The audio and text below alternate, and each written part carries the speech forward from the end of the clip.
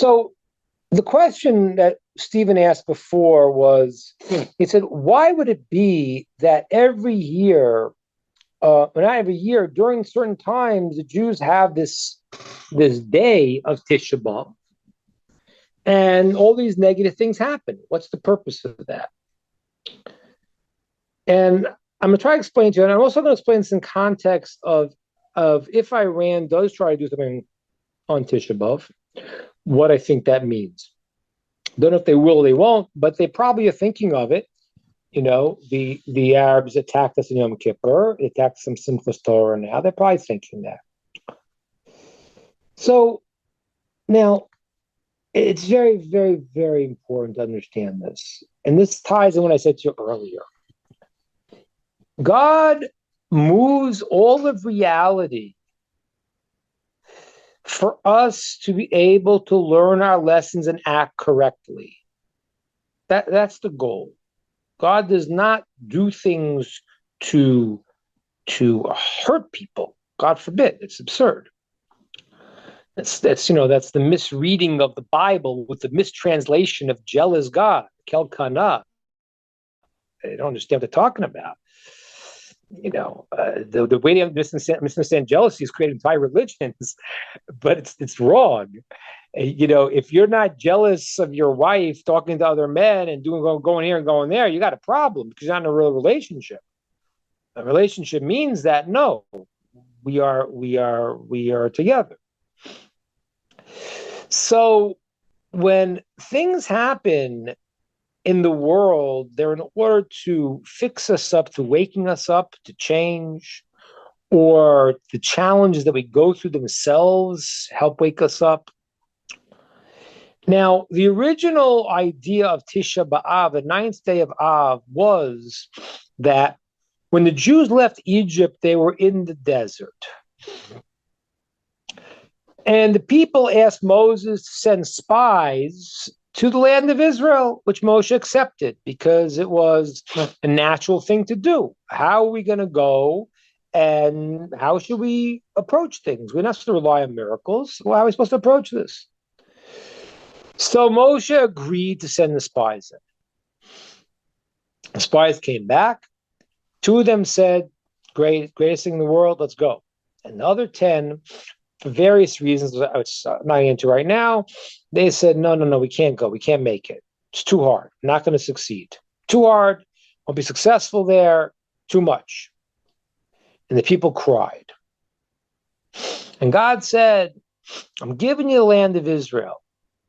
Now, the land of Israel is not about, even though it's a beautiful, beautiful land, it's not about the physical place. The word Yisrael is Yashar to Kel, to Hashem. It means straight to God. That's the word Israel. That's what it means. It means straight to God. And the land itself wakes you up to that because you see miracles. People are walking around. They know they heard the news. They're walking around that God's going to protect us and we should be zocha. And when God decides, like in the Holocaust, that it's not the time, there's reasons, we know those. So when the people cried, they didn't want to go in the land of Israel, God said, I need to create in you the yearning to return to your roots, to return to the land of Israel, to return to the Torah, to return to me. And every time the year comes around, we get to the moment where we could have gone in and we balked. We hesitated. We said, can we? Is it too hard? Is it too much? God wakes us up again and says, you cried. You didn't want to go in. Now I want you to cry. You want to go in. You want to be there. It's a wake-up call. And so sometimes throughout history, we return to that moment, that potential moment, where did you want to go in or did you not want to go in? Did you cry for no reason? Do you yearn to get in? Do you realize that this is what I want for you? Are you not afraid? And we return to this moment generally every year. And every year we get one step closer. And this is what the Iranians don't understand. Just like the evil Haman in the times of Purim, he was very happy when he drew the lots to kill the Jews.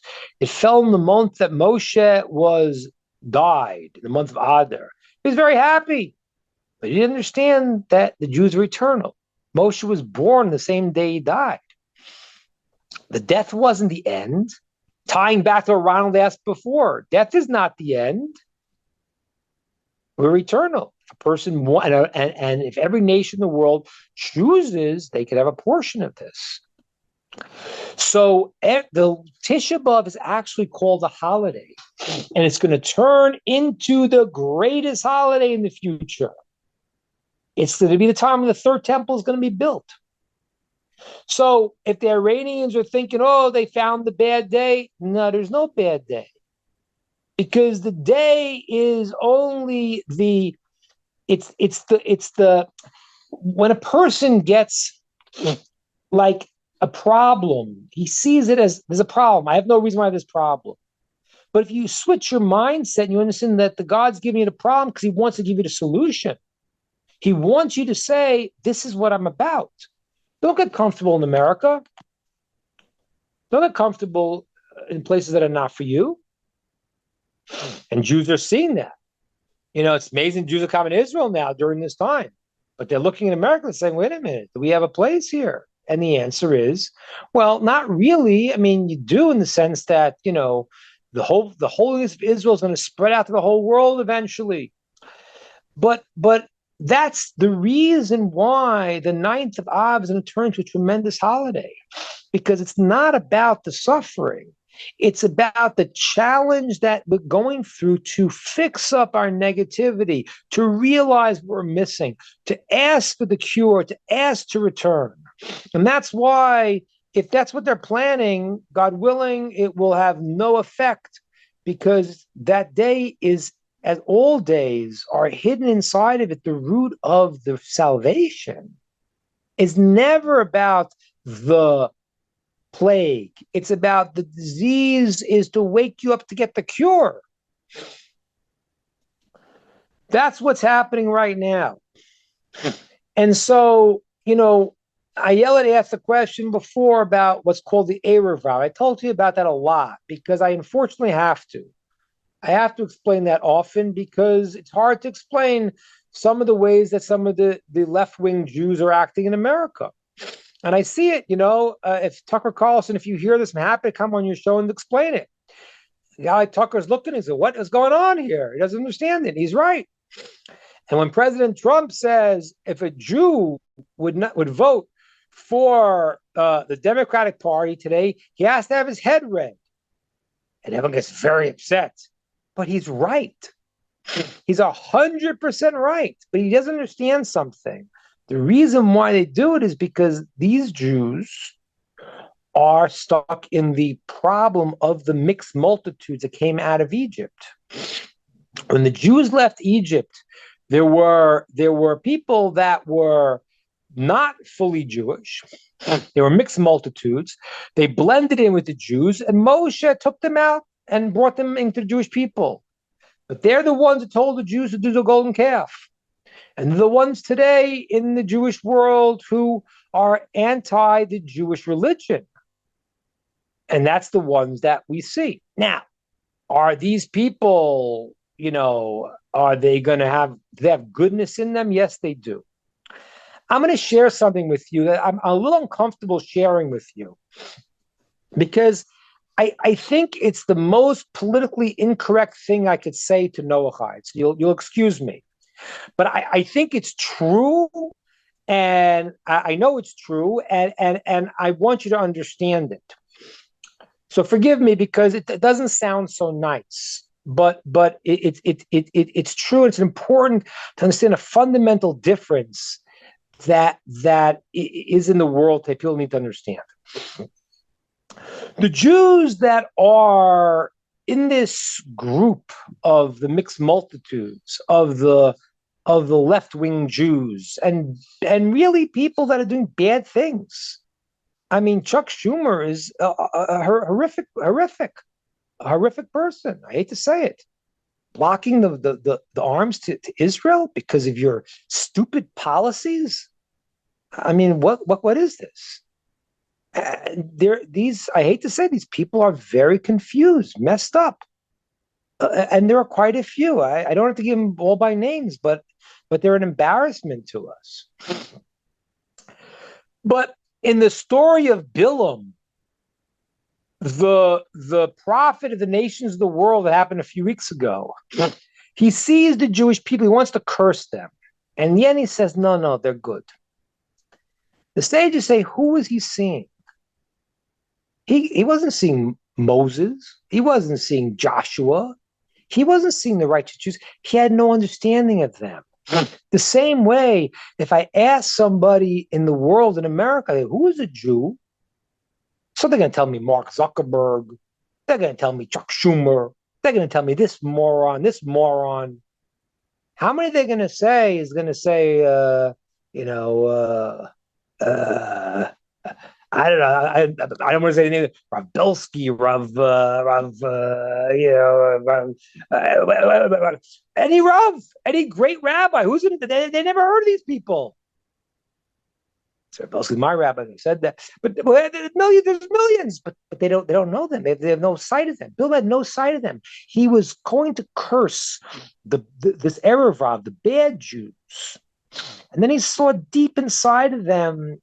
There was goodness inside of them, and that's it's true. And I want to share with you that even though I belittle them so much because of their terrible actions, but what's happened is throughout the generations, these negative Jews, the Einsteins of the world, and the whatever, the Jonas Salks of the world. Of course, I'm saying the people who have done tremendous goodness in the world because we don't consider them, righteous Jews. But there's a place in them that throughout history, when the time came, they knew what they were about. Even crazy Chuck Schumer, who's sitting there making a cheeseburger on the 4th of July, that every non-Jew says, "Hey, these Jews want to make a cheeseburger." Even him, even this moron, he's a moron. Chuck, if you hear me, you're a moron. I can't say it more clearly. I love you, but you're a moron. You can come to my house. I'll bring you for Shabbos dinner. We're not serving cheeseburgers, and maybe you'll get your act together. But this guy would, because what happened was with these Jews, when they were put to the test, like in the times of the Inquisitions and the Crusades, they said to these same Jews that were disconnected, kiss the cross or die. They gave their lives up for God. It's the craziest thing. And this is what the sages say. They have an inner goodness that's covered in layers and layers. This is not true by all the nations of the world. The Ramchal, Moshe Chaim Latzato, says most people can get a portion in the world to come because most people have a goodness inside of them. And if a nations of the world, non-Jews, choose goodness, they'll have a portion in the world to come. But there is a Hitler. And there is a Iranian murderer, and there are terrorists. And those people do not have a portion in the world to come, and they can sell out all of their goodness. And that is a crucial difference. And I'm sharing with you because I know it's not politically correct, but it's important to understand because there are laws about how to relate to a Jew that a Jewish person has to say that another Jew, there's goodness inside him. He's not totally evil. The nations of the world, as the Ramchal says, mostly everyone can be purified to have a portion of the world to come. The Ramchal, the holy Moshe Chaim Latzato, the great Kabbalah says, very few are so thoroughly evil they can't be cleaned up. But there are some. There are some. Those are the terrorists. Those are not the people, the confused Jews like Chuck Schumer or this guy or that guy or even in the Israeli government. The Israeli government has these mixed multitudes. These guys are bad, but they have these they think they're doing the best thing in the world. They say, how can we kill the Palestinians? So we have to make peace. Yeah, I want to make peace with them, but if the guy's a terrorist, you can't. So they're taking a value system and they're putting it in the wrong place. And that's why it's amazing. Most of the evil Jews today, their philosophy is what they think they're espousing good. Let's talk about our old friend who the Talmud says is a fool, Bernie Sanders. The Talmud calls him a fool. I didn't make this up. The Talmud says, whoever says, yours is mine and mine is yours is an ignoramus, is a fool. Bernie, you are a fool, but I still love you, but you're an idiot. Why? Because he thinks he's doing good. Most of these bad Jews think they're doing good. They're trying to get the underdog. So that's the answer to the question I yelled. The answer is the Erev Rav will be fixed up. Most of the nations of the world have this goodness. That the sages say they'll be Gerim Grurim. In the end, they will all want to go and to establish and to connect to God. And that's what this class is about. Everyone has the opportunity. Everyone should do it. But there will be a few evil people that when they say, wait a minute, the Jews are the chosen people? You tell me they all have good inside of them, even this jerk? That gets them so angry that they become terrorists. And they sell out their entire goodness. That was Bilam. And that's the terrorists. Those people, no, those people must be taken out because they sold themselves out. Okay. Questions, ideas, comments? That was a mouthful.